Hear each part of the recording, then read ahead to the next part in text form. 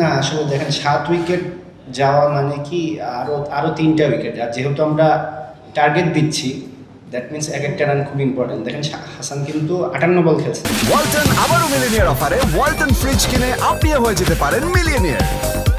Millionaire ছড়াছড়ি দেশ জুড়ে, এটা শুধু ওয়ালটেনই পারে।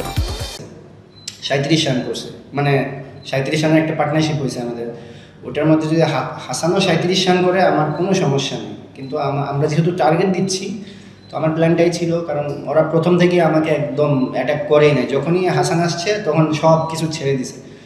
তো আমার ওই প্ল্যানটা ছিল যে নিউ বলটা পর্যন্ত আসলে তখন একটু অ্যাটাক করবে, তখন কিন্তু হয় নাই আসলে, কারণ এরকমই প্ল্যানিং ছিল, আমাদের প্ল্যানটাও এরকম ছিল, খেলাটা বড় করা, যত দূরে নেওয়া যায়।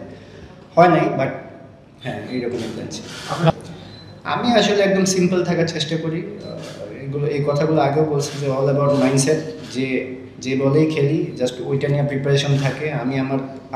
আমার কিছু পার্সোনাল প্রসেস আছে, কিছু প্র্যাকটিস আছে, ওইগুলোর মধ্যে মনোযোগ থাকে, ওই মনোযোগটা ধরে রাখার কারণেই দেখুন টেস্টে আমি কিন্তু রান করার জন্য এত তাড়াহুড়া করি না, আবার টি-20তে আবার একটু অ্যাক্সিলেট করার চেষ্টা করি। তো ওই জিনিসগুলো, ওই সাটেল চেঞ্জেসগুলো মাইন্ড গেম হিসাবে খেলার চেষ্টা করি আর কি।